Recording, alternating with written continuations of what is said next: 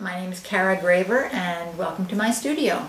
Right now, today I'm working on some cups that I will glaze in a soft, creamy glaze with flowing colors, but right now I've got to actually make the cup before I get to the glazing.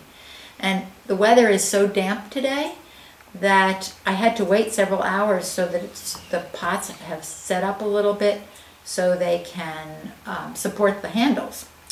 So I'm making a handle that looks a little bit like a snake right now, and soon it's going to look like a branch. So I want to put it on the cup, and sometimes you scratch the clay and wet it to stick it together, but I am often cavalier about that, and as long as you've got it sticking, it doesn't matter how it happened. So I want this to be a little longer so I can actually pull it a little bit if I make it wet. And then I'm going to attach it at the bottom. Now I didn't make the cup wet to stick it at this end because the stress is actually on the top. When you think about holding a cup by a handle, it's really needs to be secure, more secure at the top. So that looks kind of puny, so I'm going to add something to it. I'm going to make another snake that has been caught in a door, apparently, because it's chopped off. And I'm going to let that look like a broken twig. I'll wet this and put it on here. Just apply it and blend it in a little bit. And if I have too much water on it, it's going to be hard to blend in because my finger's just going to slide right over the place that I want to move the clay from to the other piece. So this seems like it's sticking without much trouble. Oh, I'll put a little more water on that.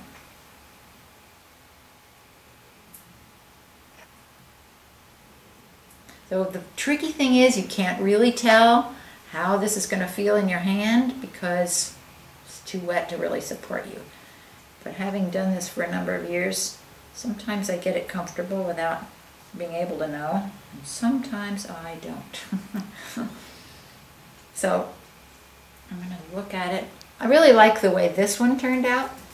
This is the one I did earlier in the day. It has a little bird on it. This one feels a little low to me. Looks like it's hanging around the bottom of the cup, and I'd like it to be up a little. So I like that a little better. And now I want to make it look like a twig, so I want to give it some texture.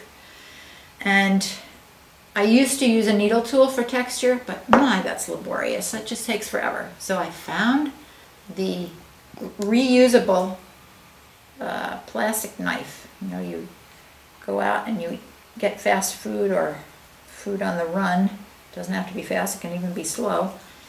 And I end up with plastic knives, forks, and spoons, and I think, oh, I just can't throw those away and put them in a landfill. I need to do something else with them, and this turns out to be a perfect use. So I'm just going to scratch some texture into this. Short strokes make it look a little more natural. And then you get to the places where it's hard to do, and then you could use the needle tool for that.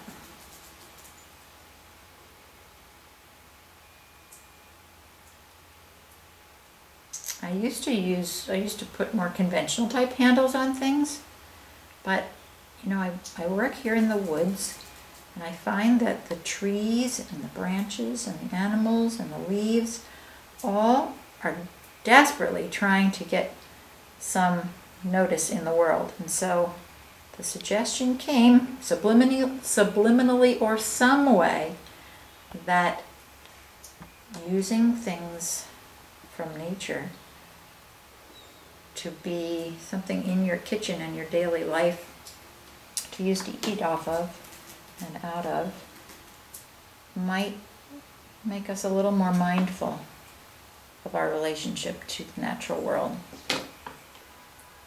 So I'm going to just scratch a little here to make up for where my knife couldn't reach. And inside here.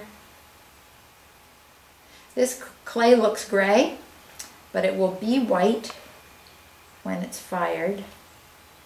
And that's why I was talking about this soft, smooth, creamy glaze that I'll use. I've got a special method of painting on that glaze with, again, soft colors. So what I'll end up with might look a little bit like a landscape, and at other times that same design might remind a person of something else. So I don't like to be too definite about things so that it can have appeal for a long time. It's not just something that's completely static. All right. You might think, wow, if the needle tool took a long time, this seems to be taking a long time, but almost done. And voila, there it is. Set it up a little bit. And it looks like it's going to hold and it's not going to sag. So I can't stop. I have to put a little bird on top. So to make a bird, it's pretty cinchy. You start with a round ball, and then you make a little bit of a point on a ball, and you might say, now how is that going to become a bird? But if you take the fat end, and not really the end, but on top, I'm just taking a little pinch all the way around, the kind of pinch where somebody might say, oh, aren't you cute, rather than, I want to pinch you. So I don't want to pinch too tight. And already it's starting to maybe look like it could become a bird. So now I'm going to make a little bit of a beak on it. Pull the tail up. Put some water on it. And let a bird sit on that branch. Turn his head a little bit so he doesn't look like an old portrait of a stern person. So he's got some life to him. And there we have it. I made it a little heavier, so I gotta go like that again. I think I'm going to prop it. I'm going to have to put some clay under it. And I'm hoping it won't stick. Usually I would put a little piece of paper between them. I don't have one right here. Oh, I do. Can't believe it. I'm going to put a little piece of paper here so it won't stick. And that'll keep it pushed up as long as it needs to, because it'll dry pretty fast now that it's started to dry. So there it is. Thanks for visiting.